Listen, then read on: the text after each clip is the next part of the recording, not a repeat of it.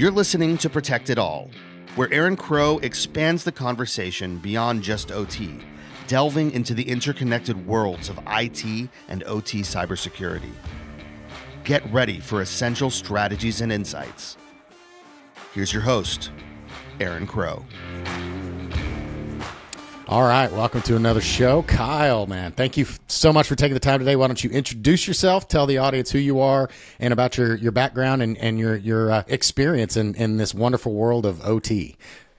Yeah, so I'm Kyle Peters. I'm a senior consultant for intelligent buildings, and my thing is building systems, so HVAC systems, fire alarms, lighting, all those kinds of fun things that happen in buildings. And I used to be a programmer. I got to sit down on an upturned 5-gallon bucket in a dusty closet with a laptop and program buildings every day. And I got into it, I think the way a lot of people get into it, which is purely by accident. I didn't even know what job I was taking when I took it. And it turns out, there's this great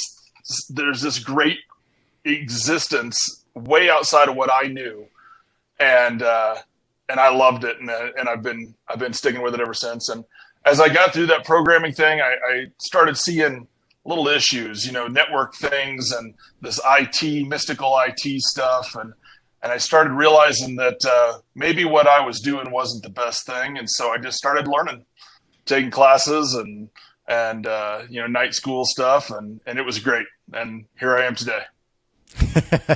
That's awesome. I talked to so many, including myself, right, that has a similar path, right? As we started out in one place and we step A leads to step B leads to step C, and you didn't know where you were going necessarily. You just were staying where you're interested and continuing to learn, which there's a lot of value in that, right? And it's one thing to learn about OT cyber and cybersecurity and networking and all this kind of stuff, in a book.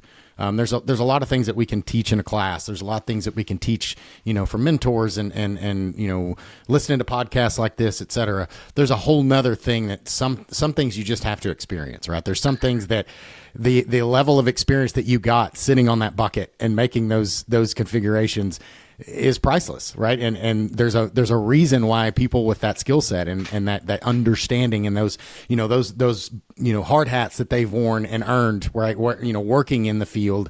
There's a reason I have those up there, right? It's not a trophy. Those aren't fake. Like those are, I've worn those in a lot of different power plants and gotten a lot of coal dust and a lot of different things on those things over the years.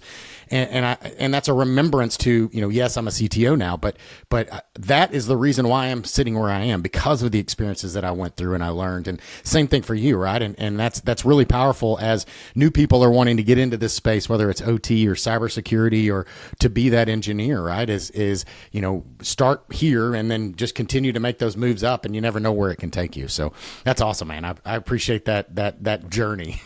Yeah. It's been fun. It's been a lot of fun.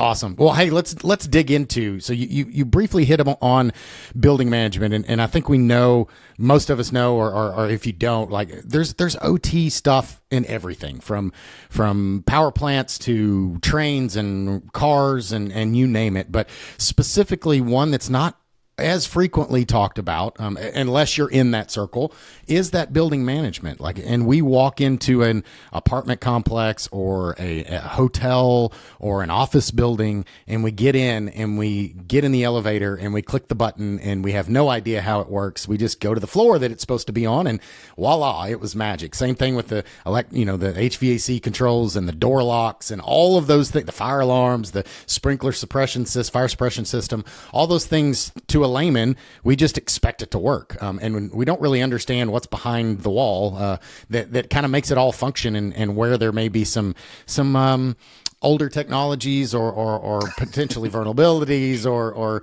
all of that type of stuff. So why don't we talk a little bit about kind of overall what that building management stuff looks like? Yeah, and like you said, it covers all kinds of things, and you triggered a lot of memories real quick there for me of old systems and whatnot. So I live in Colorado, and Denver International Airport's the big airport near here. And they were one of my clients at one point in time. And man, just the diversity of stuff floating around there.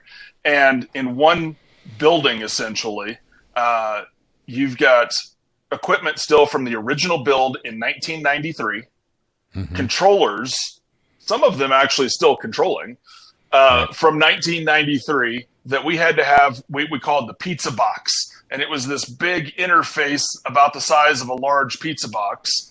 And you had to have your Windows 98, that was the last update the system received, allowed you to interface it with a Windows 98 machine. Yep. So, like, bare metal 98 box sitting on top of the pizza box, plugged in, and that stuff's still running. It's still there. It's still doing its thing. Conversely, right down the concourse there's a brand new JCI system or new Tritium system or something. So there's all kinds of stuff floating around out there.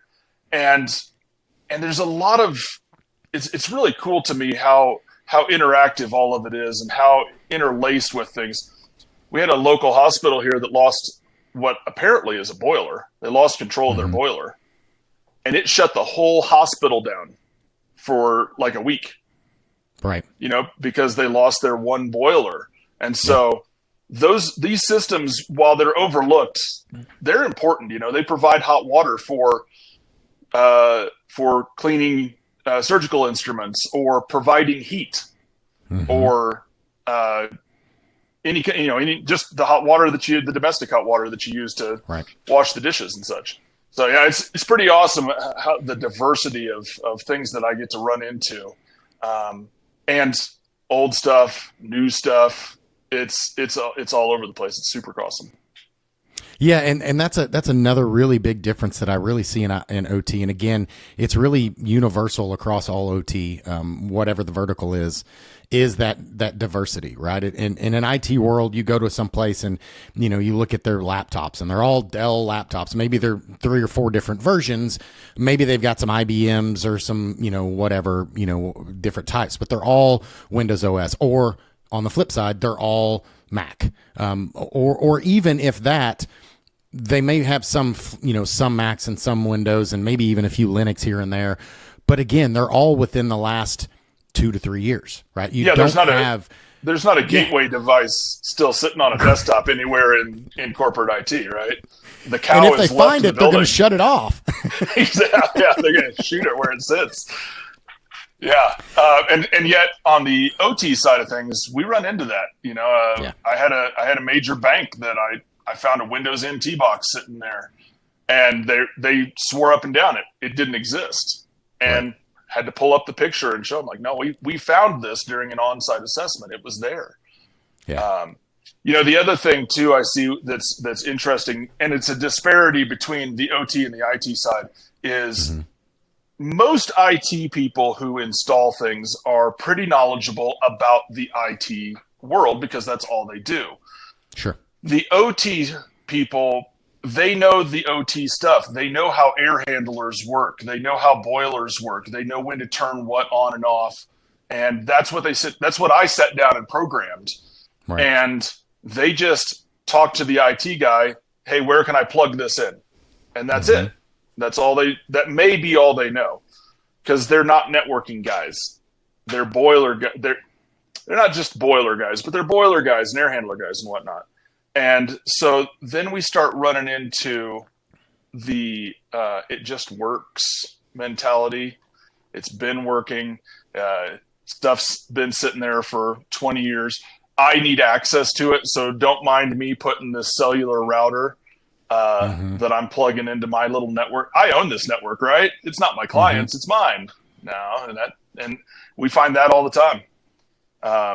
Ease of access, and I want to be able to program it from my car where it's warm because the building doesn't have heat yet. Yep. Or the tenant, the owner rather, doesn't know how to make programmatic changes, which is probably good. And so I have to be able to do it from wherever I'm at in the world at a moment's notice. And so we put those shortcuts in place because it makes life easier, but it also makes it significantly less secure. Yeah, and the analogy I like to use or comes to mind for it is it's like a mechanic. You take your car. Let's say that you've got an old car and you're replacing the motor or whatever, and you take it to a mechanic, and he's not the ignition guy. He just wants to work on and troubleshoot the engine, the carburetor, whatever it is. Let's go really old school, right? He's going to bypass all of the electronics to just troubleshoot the thing that he's focused on, right?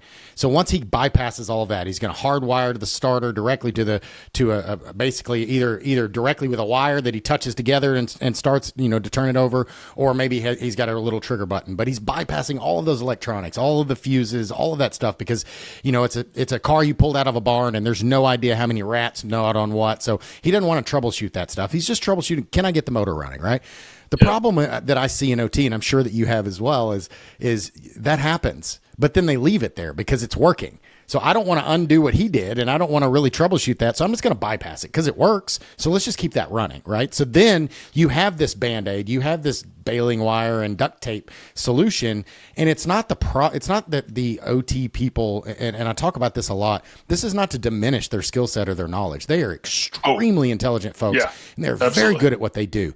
But it's like expecting your mechanic to fix your plumbing at your house. It's just not their skill set. They're very capable if you give them the task inside of their skill set, but you can't expect them to also understand networking and cybersecurity and functionality, operational side of that technology stack, which is why it takes somebody, and it's why when I was leading this off with you is why it's so valuable that you have an understanding of that operational side, making all of the stuff work, as well as this other skill set of the technology side. That's a really powerful thing to have in the middle to be able to understand both worlds of that conversation.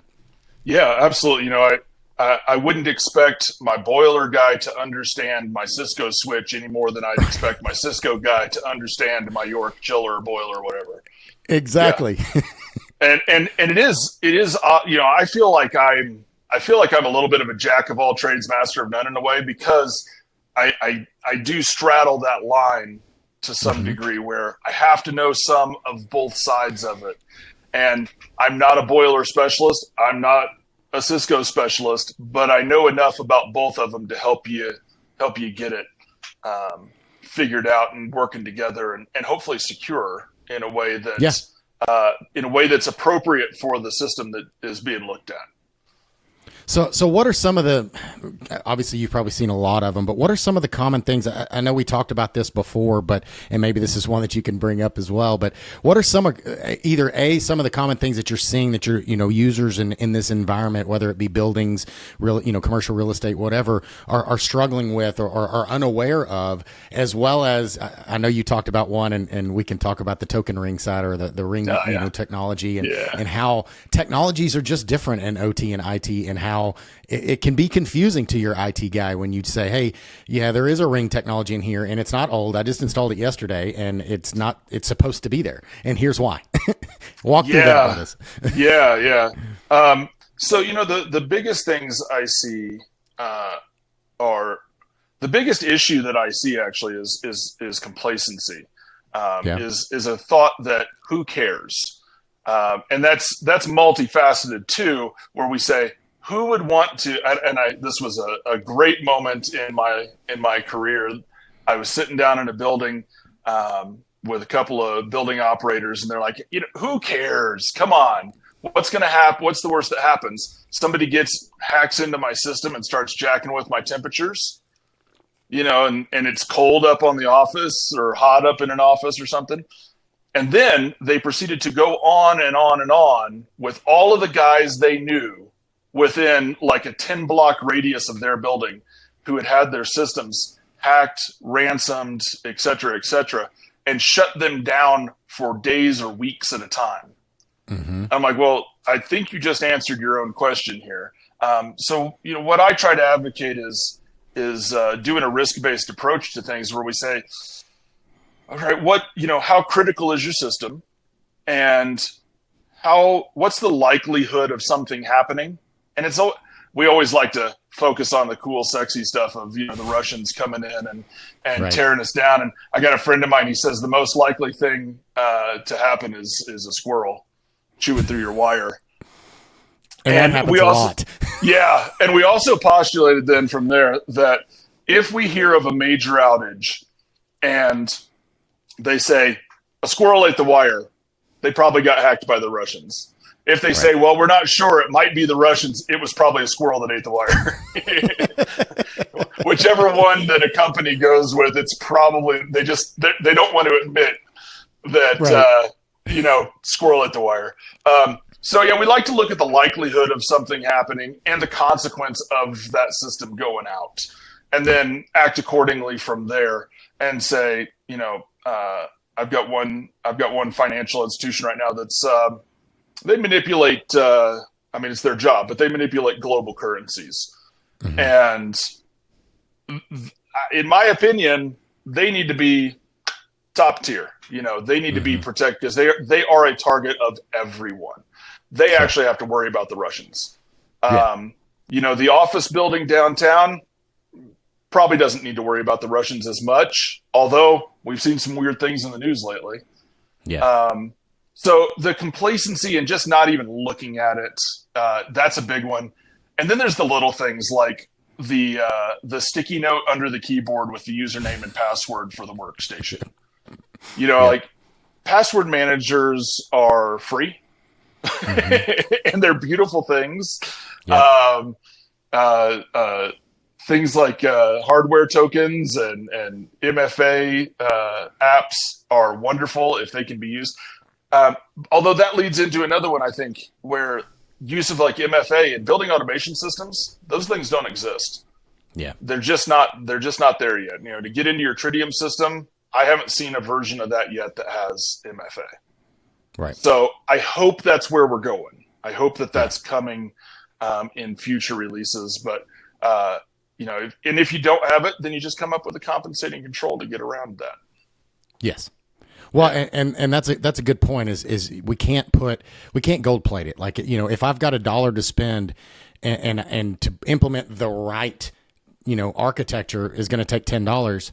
I don't have $10, so I can't do that. So what can I do for $1? Right? And sometimes that's where these OT organizations are, and it's better to start. And what they don't need is some holier than thou consultant or advisor telling them, well, you need to spend $1,000. Like, that's awesome, but I don't have $1,000. So what can I do now with what I have? And sometimes that may be having a disaster recovery plan. What happens if this thing gets attacked? Like, how am I going to recover to make sure that I'm not down for a day or a week or a month, that I can recover in hours? Like, maybe that's my plan because that's all I can afford. And then I start thinking about budget. How do I get that included? Like, there's a lot of steps that go along the way, and it's not always buying a product.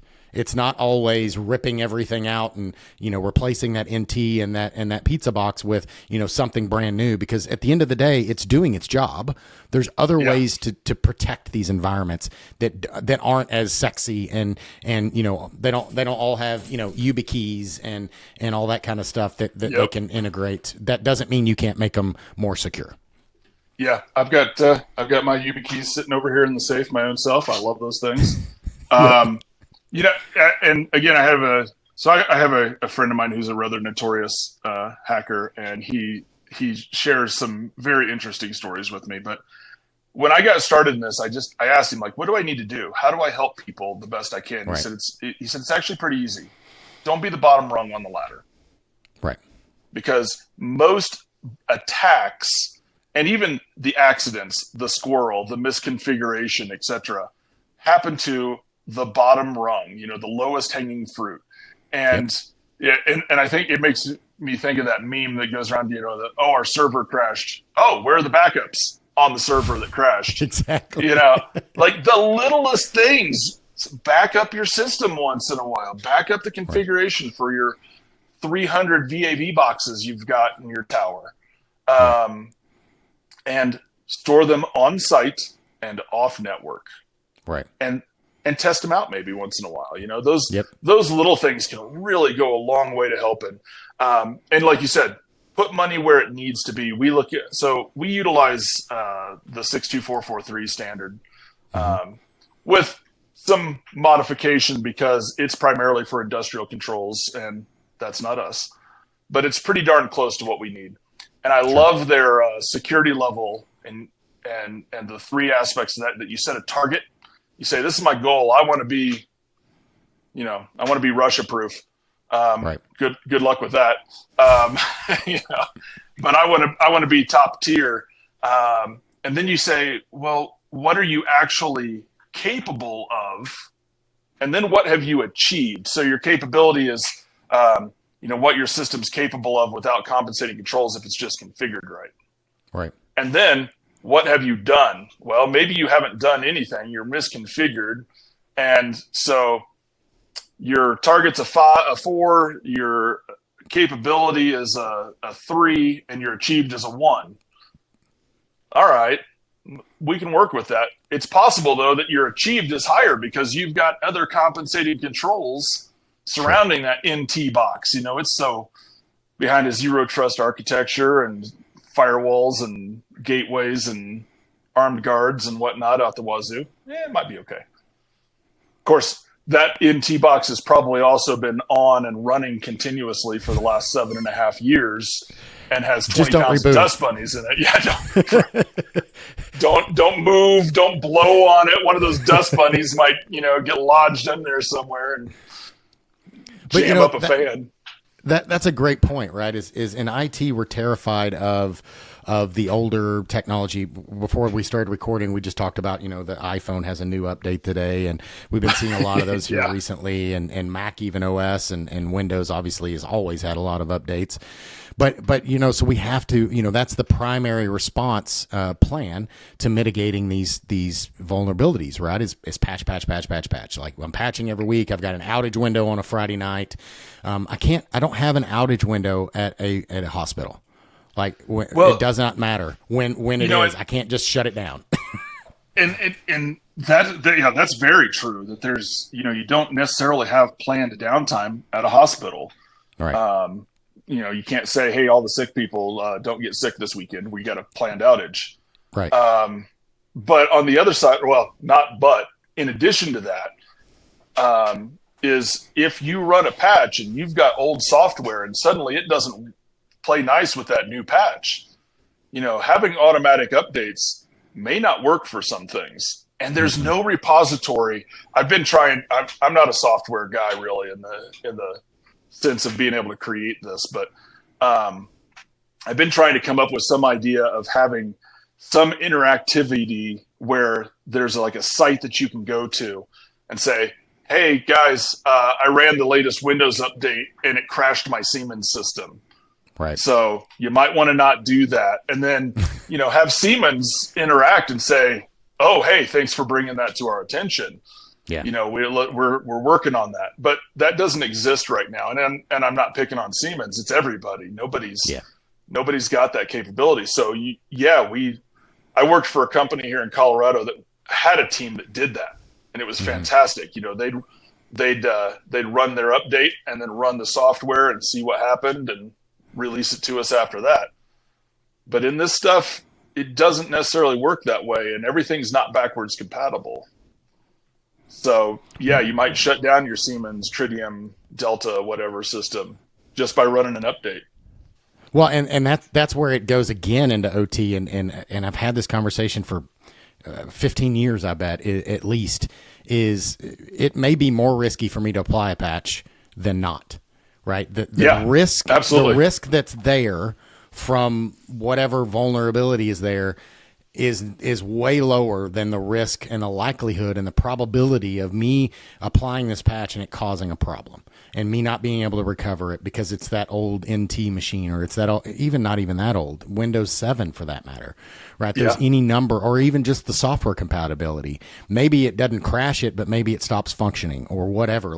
And I don't know I don't have the resources to respond and fix that in-house. Mm-hmm. So we're going to maybe try to do a backup and recovery process. And if you've ever done that before, it's usually not a fun process anyways, much less on an older system offline on Friday night at 3:00 in the morning. Like all those, I have those battle scars. I still have nightmares about some of those sometimes, sleeping under the conference room table at 3:00 in the morning because I was running a restore and I couldn't leave until it was done. And the whole 9 yards, right?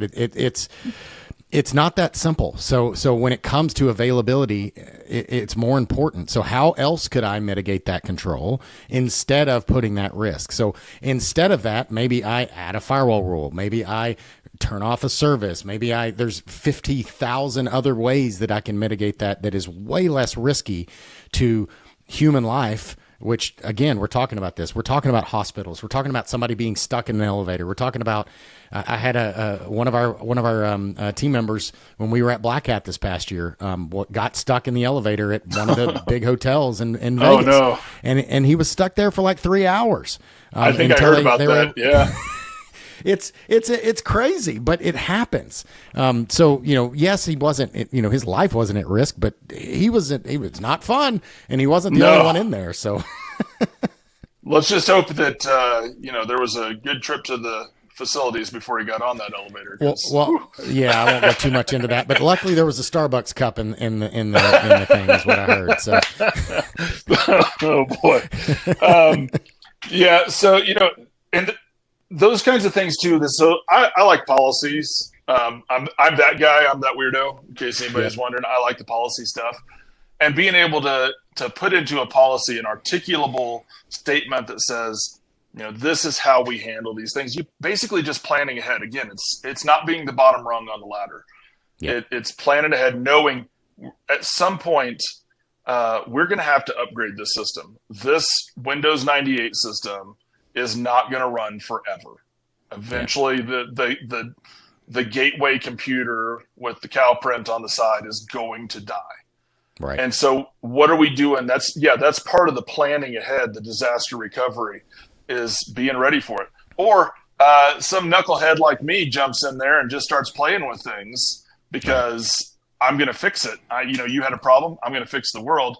And you change one MAC address and suddenly the whole network goes down, and what do? Restore. I was playing with this device. I'm not exactly sure what happened. Can I restore that device because I pulled a backup before I started making changes? So having those policies and saying, this is how we do things. And the other side of that too, kind of falling back to that security level target thing, is qualifying by setting your own internal standard. You now have something to measure your vendors up against, and say, hey, can you meet our needs? We need to be able to protect ourselves against nation state attackers. Are you the guy to help us? Right. And if not, then, we can maybe still work with you, but we're going to have to find somebody else to cover some other needs. So, well, and that's huge too, right? Is a lot of these environments that we see, especially I would assume in the building automation side of things, working with, I've had a few folks on here, Lucian, with building cybersecurity and that whole organization, which is awesome. And it's a great place to pull out some of those standards that they're really pushing to push through.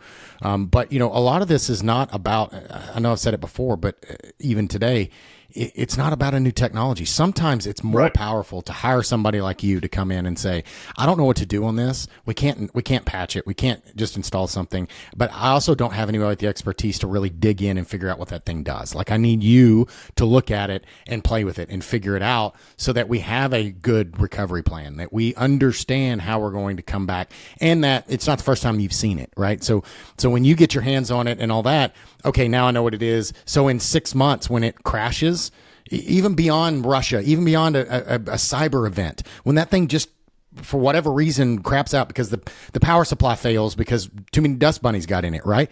They don't know necessarily what to do and how to get it back up. And it had a hard crash. So the database needs to be recovered. There's little things like that. But because you've looked at it and you've had your hands on it, you understand what it's going to take more likely than you would have if you'd have walked in cold. I'm sure you'd still figure it out, but it's going to take you more time.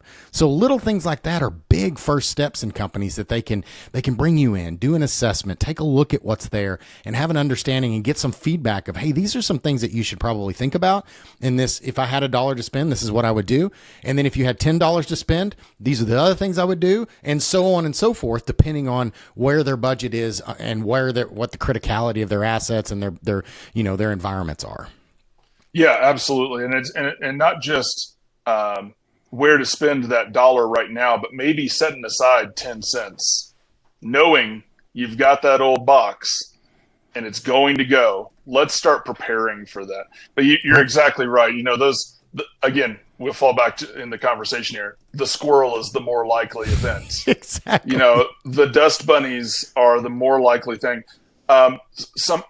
Somebody walking through because you put your server on top of the desk where everybody works, and I spilled my coffee on top of it and shorted it out, is significantly more likely than the Russians hacked into because they were targeting you. It's significantly more likely to have those little things. So yeah, what can we do about that? Hey, we've got a closet right over here. I can just move that machine and get a longer cable. Cables aren't very expensive, and make it work that way.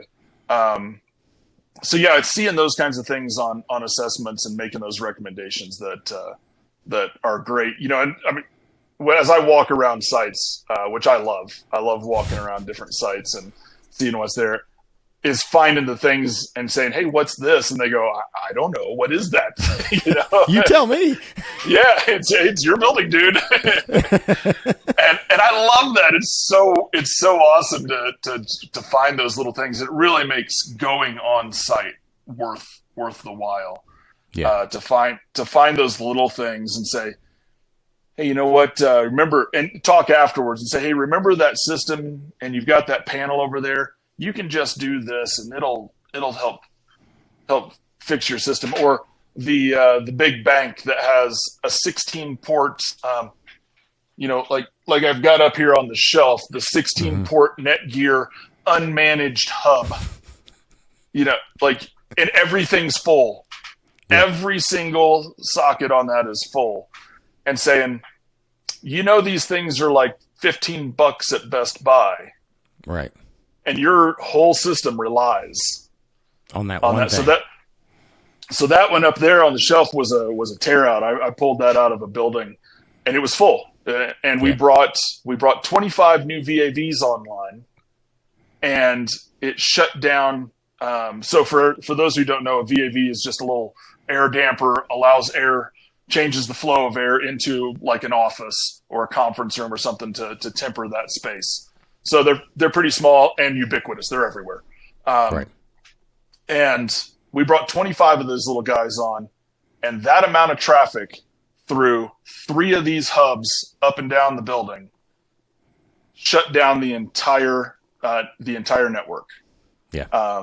And I was an apprentice at the time, and that's when I learned the difference between a hub, a switch, and a managed switch. It was a good day. Yeah. And so I pulled it out, and I just had a switch. I just had a regular switch, and I plugged that in, and suddenly the whole building came back. Right. But it's those little things, or like I said, somebody tripping over a cable. Man, we can really do a lot of work off of some very basic things before we get to calling in the big giant network guys. And not that there isn't a place for that. There's definitely a place for that. But the average building, it's pretty manageable if you try. Get a good policy, get a good expectation, get a good team of people who are serious about it, who understand that stuff happens, and they want to be ready for it. Absolutely. And again, I know we keep harping on it, but sometimes the solutions can be simple. Like you don't paint your car if your engine's blown. Right.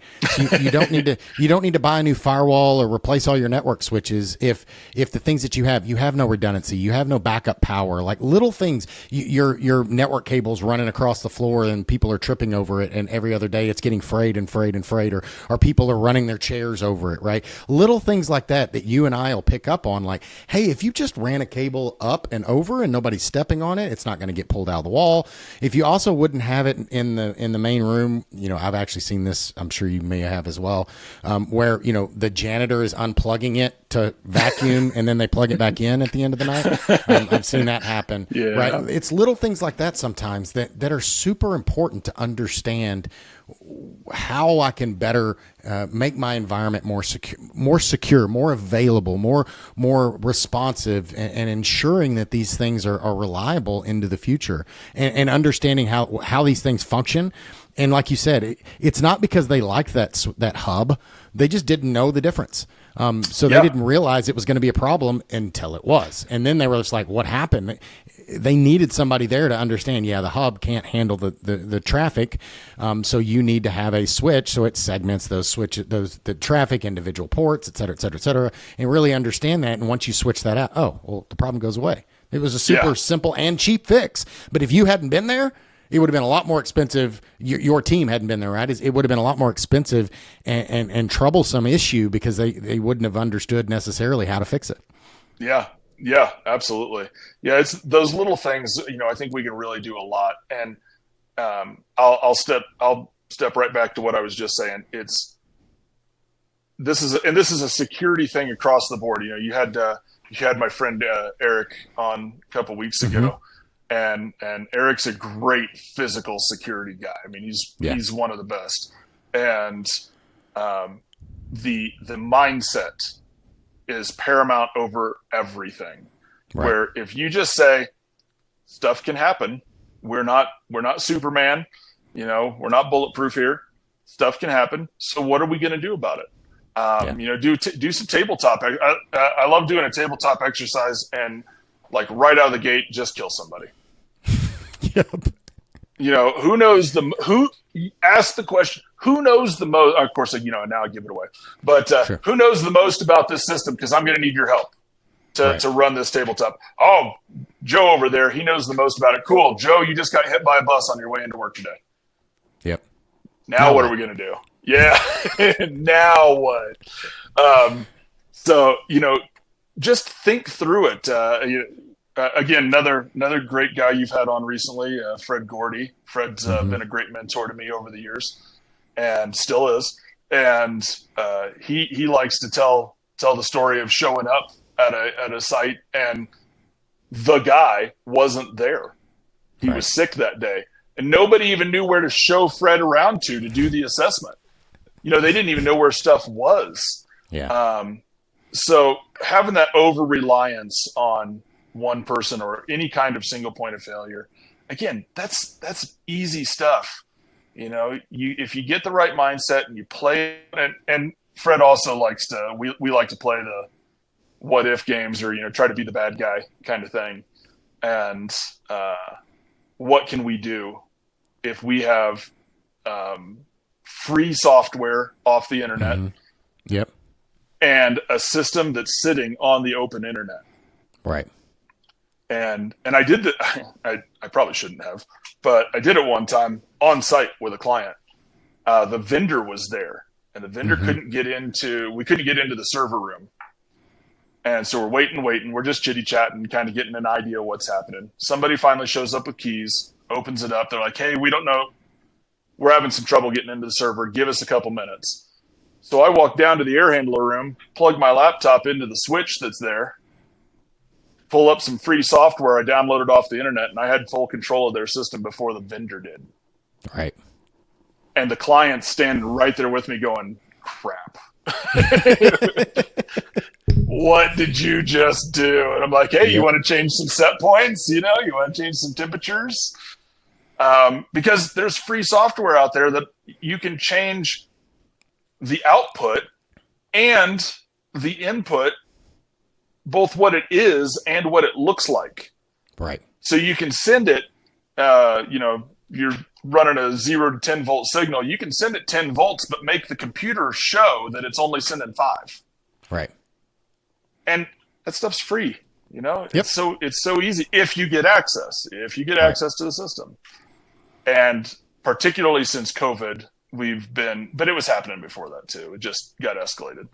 People want remote access, and now we seem to be having a harder and harder time finding capable people who can and want to do the work.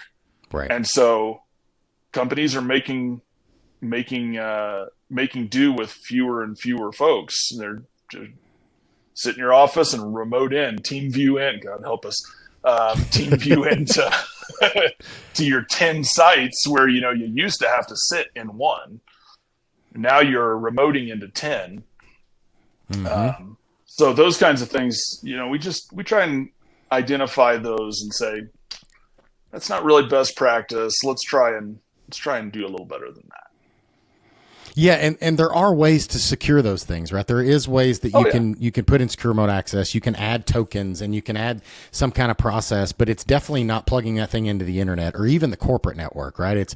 You need to have some segmentation in those environments that I'm locking the door, right? It's the same thing. I don't put a lock on my door expecting it to keep, special forces or the SWAT team out. I lock my door to keep my neighbor out, right? Any random person just walks up and tries to open the door, it's locked. Okay, I'll move on down the road. But if somebody really wants in, it's not going to take them that much time to get in. Like, they can kick it in, they can drive a car through it, they can take a sledgehammer, they can drill the lock, they can pick the lock. They've got a window right here. Windows are not that hard to break. Like, any number of ways that they can get in the house. But that doesn't mean I don't lock my door. It just means that I have other controls as well. I've got a security camera, and I've got a security system, and I've got a 357, and like all those different layers of security, right? That I add on. And it's the same thing in cybersecurity. Like, it's not a one size fits all. And every house is different, and every environment is different. Every building is different. So we have to look at them that way. So it's no different. And I see a lot of entities getting frustrated because they don't know where to start, or they have very limited budget and they don't have the expertise in house, and they get frustrated and they just don't do anything, or they throw their hands in the air and say, well, we'll just wait until something bad happens, which terrifies me. But I think there's a lot of organizations that are doing that. So I don't know the numbers right off the top of my head. I'd have to look them up, but I did just see something this week that was a news article. I think it was on LinkedIn. I saw that the number of cybersecurity incidents, particularly for building systems and industrial controls, are going up higher than they've ever been. And the C-suite folks are planning to spend less on cybersecurity as the risk is going, as the number of incidents is going up.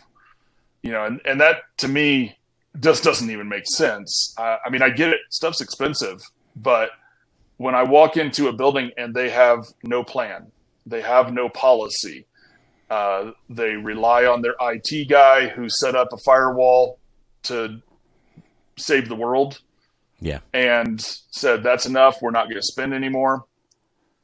Boy, that's just, it's just putting your head in the sand, in my opinion. Yeah. And I don't think that's a wise way to run. And again, we look back at what is risk, and we look at the likelihood of something happening and the consequence of that thing happening. Yeah. And that should tell you, like, even if you've just got a law firm. So we don't, obviously we're not generally dealing with oil refineries, nuclear power. Sure. I've never run a nuclear power plant, but yeah, I might, we get hospitals. One of my biggest clients is a healthcare system up in New York, and we're going to be going in there next month, and we got to get in at the crack of dawn because we got to get out before they start surgeries. Sure. And that's a big deal. If somebody has to put off a surgery, that's, even if it's not life threatening, it's just an inconvenience. But man, I don't want to be the guy responsible for putting off somebody's, broken bone or whatever's causing them pain or something. I don't want to mess with that. So we have to look at these systems and say, if the boiler goes down, what happens? Well, we shut down the hospital, as it turns out, because we only have one. Right. And then how much money does that cost? Right. That your 50-year-old boiler goes out when it's -10 outside. Yeah. What a shock, when the load's the highest on it. And I know you don't get that too much down in Austin, but we do we do get that on occasion around here. And it just happened a couple weeks ago. They had one boiler. Well, how much did that cost? Well, okay, so it's going to cost me $10,000 to put in a redundant boiler and blah, blah, blah, blah, blah. We can't afford that. Well, it went out, and now they're out. They're not making any money for a week. Yeah. I don't know how much that is, but it's probably more than I made in that week. And they have to get a new boiler. Right. Preferably two, maybe a couple high efficiencies, you know. Right. So that planning ahead and having that mindset is just, it's paramount. It takes precedent over everything, in my opinion. Yeah, and I think the cyber industry in general, we haven't done, I'm just looping us both into it. I don't think we've done a good enough job of really translating that from the sky's falling, China and Russia and Iran are coming to get us, blah, blah, blah, blah, blah, Stuxnet, right?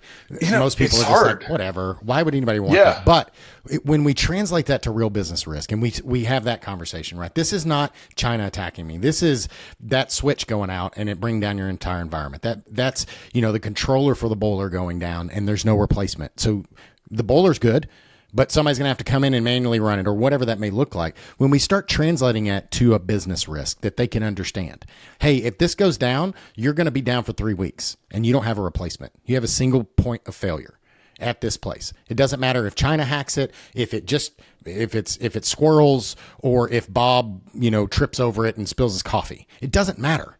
The point is that this is a risk and it's coming from the technology and the cyberspace. It does, again, it's not all bad actors. It's not all nation state attackers. It's not all malware. Sometimes those things will happen too, but it's really just understanding and translating and making sure that everybody is calculating that business risk. Cause I think a lot of the time they're just assuming, oh, well, that'll never happen to me. Right. It's the same conversation you talked about earlier. It's like, why would they want to attack us? Like we're just a little commercial building or we're just a little hospital, regional hospital. Like nobody cares about us. We're small enough. Nobody gives a crap. That's not the point. Yeah. That's not the risk. Well, and on that, so two things have come to my mind, but that one first, there's, you might be a target, just because you were found. Right. You just got found on a Shodan scan. Yep. And so you're a target because some joke. Well, MGM looks like it was some kid in his mom's basement, Right. That cost them $8 million a day. Yeah. That they were down. And he's just some joker that may not have even known what he was getting into. Right. I'd kind of hope at that point he knew what he was getting into, but Yeah. But that stuff happens, and we've seen news articles here recently where there's groups in the Middle East that are attacking control systems simply because they were made in Israel. Right. And so if you installed one of those control systems or some of those devices in your hospital, bank, whatever, school, whatever, you're going to be targeted just because of that. So it's not who wants to go after my building. It's stuff's going to happen. Yeah. So yeah, it's a hard thing to manage, and it's a hard thing to sell, because this is my other point I was thinking of there was it's really hard to put up a LinkedIn post of, are you prepared for Joe to trip over the cable to your server and shut down your system? Like, it doesn't bring fear that nation state attacker does it? Yeah. The Russians are out there. Are you prepared? That's what stirs up emotion in people. And it's also probably the least likely thing to happen. Correct. Joe tripping over the cable and unplugging the server and shutting down your refinery. That's significantly more likely. Absolutely. But again, it's not sexy. It's not. Right. It's not that. It doesn't create that FUD response, that fear, uncertainty, and doubt. Yep. You're just like, well, and don't get me wrong. My favorite thing to do is to look around my own office here and be like, how would I evaluate my office? Because I got cables all over the place, and the dog's walking through and unplugs my computer from the hub here, and yep, that stuff has happened to me. I get it, Yep. But the criticality of what I'm doing here at home is in my home office is significantly lower than in the refinery or the nuclear power plant or the hospital or even the university. Right. So yeah, it's hard to sell people on the most likely things because it's not cool. And I'm no marketing genius. Yeah. Go ahead. Yeah. And on the flip side, I think it's equally hard to sell them on the other because they think it's so irrational or they think it's so unlikely, right? It's so unlikely that Russia or anybody else. But again, like you said, Shodan and all these different things, it is likely it's happening. And I think we are getting some traction because we're starting to see more and more of these OT attacks hitting the news, MGM and Colonial Pipeline and, the Pennsylvania Water District and all these different things that are hitting the news, and it's happening over and over and over again. And again, it's not because any number of things other than they found it on Shodan or there was a new vulnerability that allowed them in that wasn't there last week. And, all this time, well, I've got firewalls and I've got antivirus and okay, but that only fixes the ones that are known, not the ones that aren't, right? And when was the last time you updated your signatures? Correct. Because we just talked about running updates, maybe you don't have automatic updates turned on, and should you, and at what level in your hierarchy should you be doing that? Correct. So yeah, and that again, that falls back on, in my view of things anyway, that falls back to thinking ahead and setting up a policy that works with what you're doing and having a program. I think 62443 calls it the CSMS, the Cybersecurity Management System. We call it the Cybersecurity Lifecycle Management Program that we try to implement for our clients, and look at the life of a system and say, hey, things are going to change. Everything's changing every day. I used to kind of poo-poo the idea of focusing on ransomware, but man, it's just starting to happen so much now. Yeah. And systems are. I was in one. It was an awesome control room in a building, just building management, HVAC and such. And these guys had these huge monitors up around the room, and the biggest one right in the middle of the room had Harry Potter on it. Yep. What are you going to do? They're watching Harry Potter in the middle of the day. I mean, I get it. It's been a slow day. Fine, whatever. But they're doing it on the very computer. So that tells me all kinds of things. Yeah. That system is in one way or another open to the internet, that they're getting Netflix or whatever it was on it. Yep. And not to mention, they're probably not paying as much attention as they should to their systems. That's a whole other conversation. That's a whole other issue, yeah. But, that stuff happens all the time. It happens so often that I see those kinds of things, or guys checking their email, and I don't even plug my computer into client systems, right? Because I know what I do on it on a daily basis, and I try to be good. If I have a questionable link, I'm opening up a virtual machine and opening it and that kind of thing. But man, stuff happens, and I don't want to be responsible for shutting down the sterile processing unit at the hospital. That's a bad day. Absolutely. Bad day. So we talked about a lot here, and over the next 5 to 10 years, what's one thing that maybe you see that you're excited about coming over the horizon in cyber and all of this that we talked about in the building management world, and maybe one thing that's concerning that you see that we need to probably take some action or change or could be a problem? I think they're kind of linked. My two points there, my two sides of that coin. Okay. I'm excited to see the technology that's coming down. There's some guys doing some cool stuff, and just what are we? I don't even know necessarily what's coming next, but I'm excited to see, because I see where we've come in the last 20 years, and I want to see what's coming next. I think so. OT, particularly building systems, moves notoriously slow. Right. We're right now operating at about 2005 level of what IT had then. And so I'm hoping that disparity between what OT has and what IT has starts getting smaller. That's what I'm excited to see, is our technology start catching up with the rest of the world. What concerns me is the rest of the world is kicking in the warp drive. You Right. know, I'm not a big AI guy, but the stuff I'm seeing with AI that's got possibility is kind of terrifying. You know, Yeah. I don't know what's coming with that either, and it's, as I speculate on what's going to come around in the next. Man, I struggle even to say 5 years. It might be 5 weeks. What's coming? Yeah. You know, things Yeah. are changing super fast on that realm, and it's awesome and it's terrifying at the same time. So, you know, just and that's where I still fall back on the fundamentals. You know, Yeah. you got to practice the fundamentals and uh, and be as prepared as you can and be as adaptable as you can. Yeah.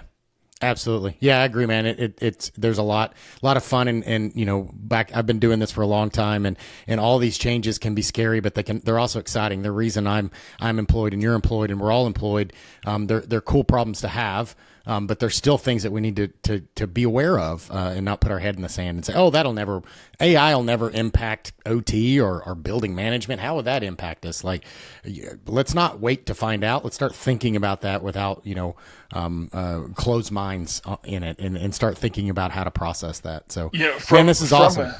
From an attacker standpoint, we've kind of beat this one to death. But man, if anybody's really interested to see what is possible and what might be coming, look back in time, read the Sandworm book about what happened in Ukraine, which also coincidentally gives some very interesting insights to the current situation Right. Yeah. in Ukraine.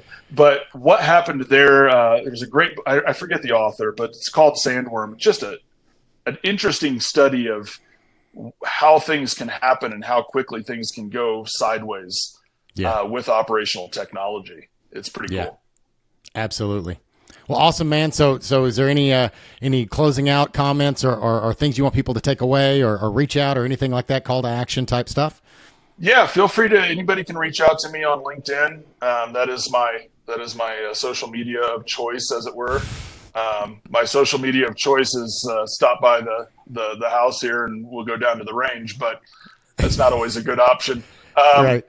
So LinkedIn works, and you know, strike up a conversation. But I guess my big takeaway is make sure your head's not in the sand. You know, just get a good combat mindset about things, and I think we can do some amazing work in the coming years here. Awesome. Well, definitely next time I'm in Colorado, I'll come take you up on that, and we'll hit the range. Yeah, absolutely. Awesome. Well, hey, thank you, sir. Thank you for your time today. I really appreciate it and enjoyed the conversation.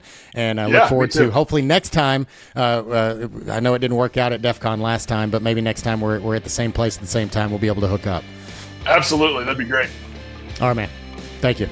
You bet. Take care. Thanks for joining us on Protect It All, where we explore the crossroads of IT and OT cybersecurity. Remember to subscribe wherever you get your podcasts to stay ahead in this ever-evolving field. Until next time.